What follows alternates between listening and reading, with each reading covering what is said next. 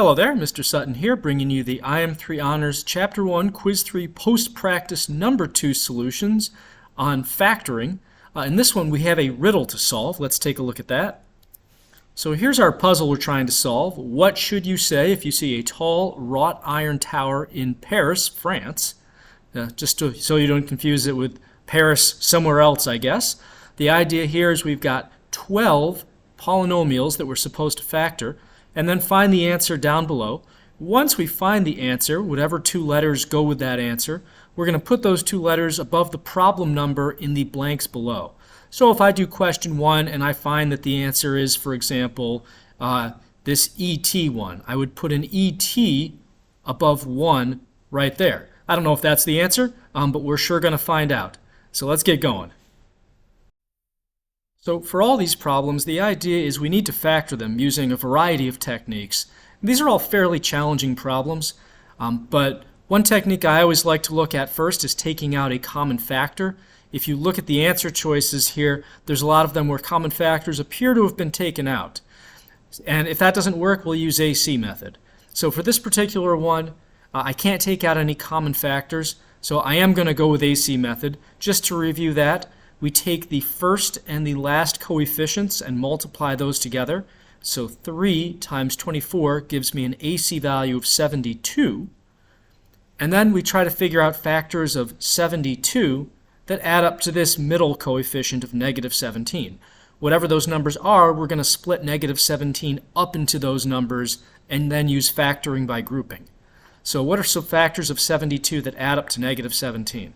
Well, 1 in 72 doesn't work. 2 in 36 doesn't work. 3 times 24 doesn't work. Then we also have 4 times something. 4 times 18, I believe. That's not going to work either. How about 6? How many times does 6 go into 72? I think 12. That would give us an 18, not a 17. So let's keep going. 8 and 9.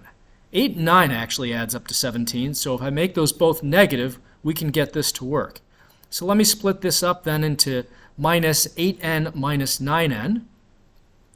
And then I'm going to just use factoring by grouping since I have 4 terms now. So first 2 terms I can take out an n, leaves me with 3n minus 8. For the next 2 terms I can take out a negative 3, leaving me with 3n minus 8. Since I have the same thing in parentheses, I'll take that out as a common factor of 3n minus 8. And then my leftovers, n minus 3, gets placed in a parentheses next to that. So let's see if I can find this answer. 3n minus 8, n minus 3, right there, that's SR, so that's going above spot number 1. For problem 2, as always, I'm going to look to see if I can take out common factors before I do anything else. So taking a look at this, 4 and 49, there's nothing happening there, but these both have an x and a y to the first power that I can pull out of them. So let me take out xy. That makes my first term into a 4 and x squared, and the y's cancel completely, so 4x squared. For this next one, we have the negative 49. The x's cancel completely, and y cubed becomes y squared because we're subtracting the exponents. Now let me look at what's inside here to see if I can go a little further with that. Sometimes I can. So I notice that I have 2 perfect squares with a minus between them. So I'm going to use my a squared minus b squared shortcut here with a plus b, a minus b. So I have the xy that I initially took out. I have the square root of 4x squared, which is 2x. And then I'm going to have plus the square root of 49y squared, which is a plus 7y to the first. And then we also have 2x minus 7y. I guess it doesn't matter if you have the minus or the plus first, but I prefer to do plus and then minus just to kind of follow the format. In any case, let's find this answer choice over to the left here. Here's an xy, but different stuff. Here's an xy right here next to ui. That has the stuff that I'm looking for. In a different order, again, it doesn't really matter if the plus or the minus is first. So looking at spot 2, we have a u and an I there. For number 3, let me see if there's any common factors I can take out of all these. The letters, not so much. They don't all have x's or y's. However, 5, 20, and negative 60 are all divisible by 5. So let me take that out. That leaves me with an x squared plus 4xy minus 12y squared. And now for the stuff inside here, since inside this x squared has a coefficient of 1, inside the parentheses at least, that means I can use kind of my what multiplies to the last number and adds up to the middle number type of reasoning. So I'm going to be looking for factors of negative 12 that add up to 4. So let me think. 1 and 12 doesn't work. How about 2 and 6? Yeah, if I have negative 2 and positive 6. So I've got the 5 I took out initially. I'm going to have an x minus 2y. I have to have a y in there to get the y squared when I multiply these out at the end. And then we're going to have x plus 6y. Finding all of that over here, we've got EF right there. That has everything we need. And that's going in spot 3. So EF. For number 4, coincidentally, we have 4 terms, which means that I can try factoring by grouping on this thing. So let's take out a common factor from the first 2 terms. The only thing I can take out of all that is the x squared. That leaves me with a 3x minus just y there. For the next 2 terms, I can take out a 4, leaving me with a 3x minus y. So 3x minus y comes out as a common factor. It looks like grouping is going to work here. And then x squared plus 4 is the leftovers parentheses. And then just double checking, I can't factor x squared plus 4 any further. Minus 4 I could do something with, plus 4 not so much, at least if I'm using real numbers. So let me find all that over on the left here. Let's see here. We need an x squared plus 4 and a 3x minus y. Where is that? Having trouble seeing it. Oh, there it is, down here at the very bottom with LL. So let's put that in spot 4.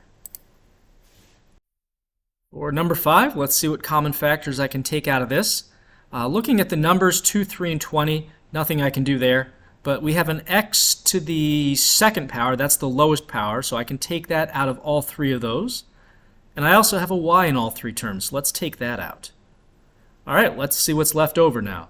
This first term is now a 2x squared, and then the y is gone completely. Again, we're subtracting exponents.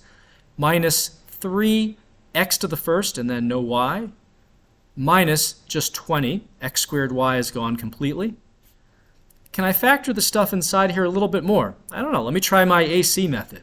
2 times negative 20 would be negative 40. So I'm looking for factors of negative 40 that add up to negative 3. 1 and 40 is no good. 2 and 20 doesn't work. 4 and 10 is closer, but still no good. 5 and 8 works if I have positive 5 and negative 8. So let me break this up into a positive 5x minus 8x. So all I did again was split the negative 3 up into those 2 terms. Now that I have 4 terms, let me use some factoring by grouping. So the x squared y is still there, hanging around. Out of these first 2 terms inside the parentheses, I can take out an x, leaving me with 2x plus 5. For the next 2, I can take out a negative 4, leaving me with 2x plus 5. So I've got the x squared y getting carried down here. 2x plus 5 can come out as a common factor. And then this x minus 4 is our leftovers for that last factor. So let me see. X squared y, that's right here, but there's different stuff. Let me see another x squared y. Right at the top here, we've got x squared y. 2x plus 5, x minus 4. That's what we want. So over in spot 5, we get an an going on over there. For this next problem, let's try taking out a common factor. 9, 33, and 30, those are all divisible by 3. All these terms also have at least an x to the first power, and they all have at least a y to the first power. So a lot to take out on each of these. First term, 9 divided by 3 gives us a 3. X squared over x is, or x cubed over x is going to be x squared. The y's are gone completely. Moving on to the next, we have 33 divided by 3 is 11. X squared over x is x. Y squared over y is y. And then finally 30 divided by 3 is going to be 10. and x's are completely canceled. Y cubed over y gives us a y squared there. Can we go any further with the stuff that remains inside? Well, let's try AC method on this stuff. So we have an AC of 3 times 10, or 30. Factors of 30 that add up to 11. 1 and 30, 2 and 15, no. 3 and 10, no. How about 5 and 6? That adds up to 11. So I'm going to split this middle term up into 5xy plus 6xy. I've got to have both of those variables in there to make that legal. So now I've got this 3xy in the beginning that I took out, and I'm going to use some grouping on the stuff inside this brackets now. So first two terms, I can take out an x, leaving me with 3x plus 5y. For the next two terms, looks like I can take out a 2 and a y, leaving me with a 3x plus 5y. So at the very end, I have a 3xy I took out in the beginning. I have this 3x plus 5y duplicate parentheses, common factor. And then I have this x plus 2y leftovers parentheses. So let's see if I can find all of that stuff. I think that's going to be this th right here. That looks to be what we need. So that's going in spot 6. th. All right, number 7. Let's look for common factors. 16, 40, and 8, all divisible by 8. And then these all have at least an a to the first power I can take out. They also have a b to the third power. That's the lowest exponent there. So let's go through and see what I get if I yank that out of all the terms. 16 over 8 is 2. A cubed over a is a squared. B to the fourth over b cubed is b. Next up, 40 over 8 is 5. A squared over a gives me an a.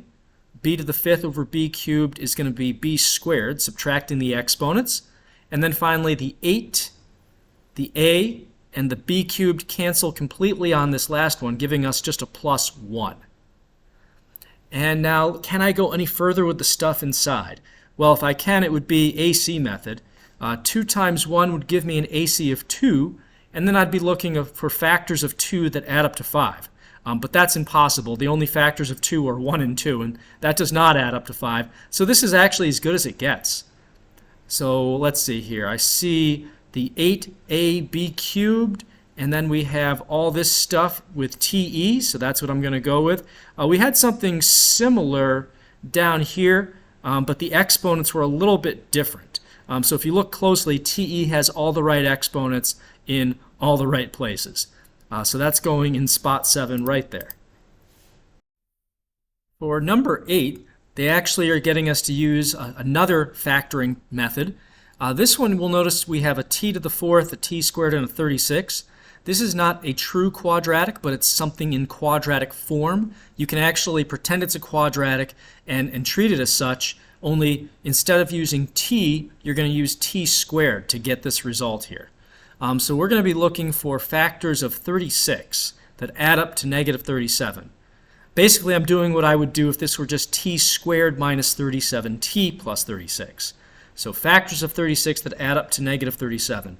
We don't have to look very far. 1 and 36 does the job if they're both negative. So I'm going to split this up, but instead of writing t minus 1 and t minus 6, I'm going to write, or t minus 36 rather, I'm going to write t squared minus 1 and t squared minus 36. Now each of these are perfect squares with minuses between them, differences of squares. So I can use this a squared minus b squared shortcut. So a plus b, a minus b. Let's do a little square rooting here. Square root of t squared is t. Square root of 1 is 1. So we have t plus 1 and t minus 1 for this first factor here. Now t squared minus 36, we can do the same thing with that. Square root of t squared again is t.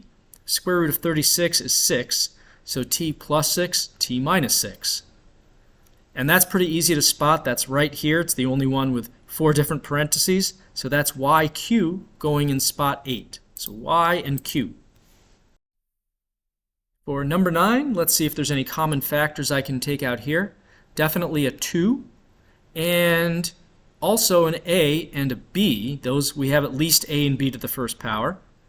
So that leaves us with, let's see, the 2's cancel. We have a to the 6th, b to the 2nd. And for this next one, this is going to be minus 144. Now, you might notice that we have two perfect squares here. As long as the exponents are even, it counts as a perfect square. So we can use our a squared minus b squared kind of shortcut that we just used on the last problem. We can use that again. So I have the initial stuff I took out, the 2ab. The square root of a to the 6th b squared is going to be a to the 3rd b to the 1st. We're dividing the exponent by 2 when we square root these terms here. And then square root of 144 is 12.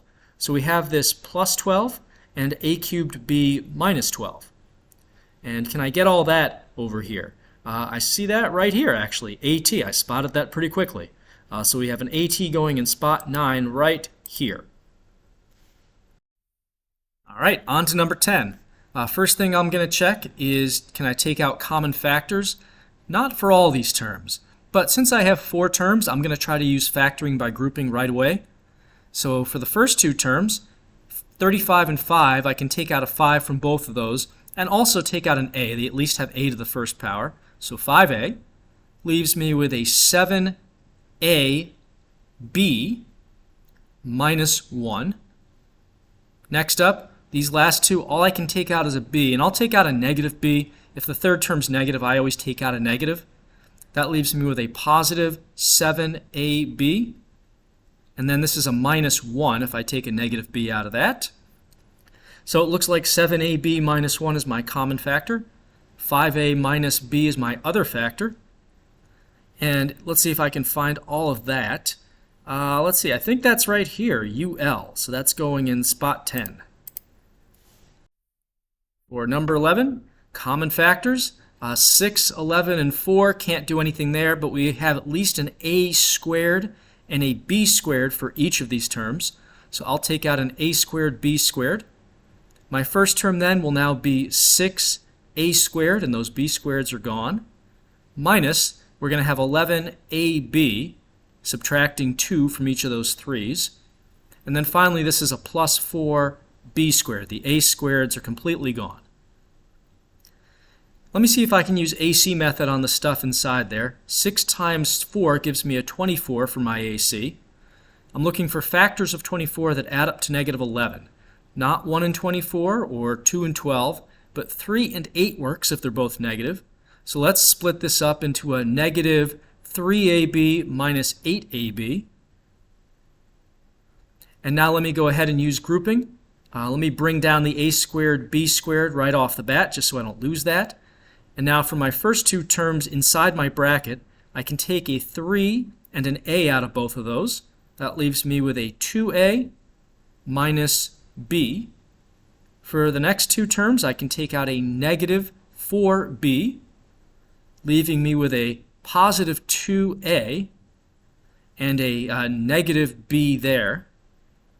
So the a squared, b squared is still there.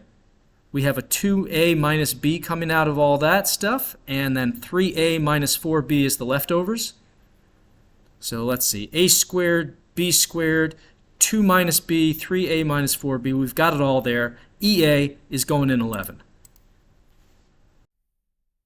And now we're finally on to question 12. This one's a little bit crazy. It's actually, if you think about it though, already factored a little bit for you. We have a common factor of t plus 3 in each of these terms. So I'm just going to take out t plus 3 as one big common factor. It's kind of like when we're doing grouping. But now what's left over? We have a t squared plus 6t plus 9. Well, this is a perfect square sandwich. I can square root the first and last thing and put the sign of the middle between them. So I have the t plus 3 I took out initially, and then square root of t squared is t. Square root of 9 is 3. This middle term is positive, so I'll write plus 3, and then I'll have a squared parentheses. Let me just double check. If I do t times 3 and double that, I do get this 6t in the middle, so that's good. One other thing I can do here, I noticed that this is actually the same factor, just with a different exponent. So I can actually multiply these together and fully simplify this to t plus 3 to the 3rd power, since there's 3 of those really. I can spot that pretty quickly right there. That's EY going in spot 12. Now that we've filled in all the blanks, let's parse this out and see what we're going to get for this riddle. What should you say if you see a tall wrought iron tower in Paris, France? That's really quite an Eiffel, like the Eiffel Tower, which is a tall wrought iron tower in Paris. Just in case you forgot about the Eiffel Tower. Till next time, Mr. Sutton signing off.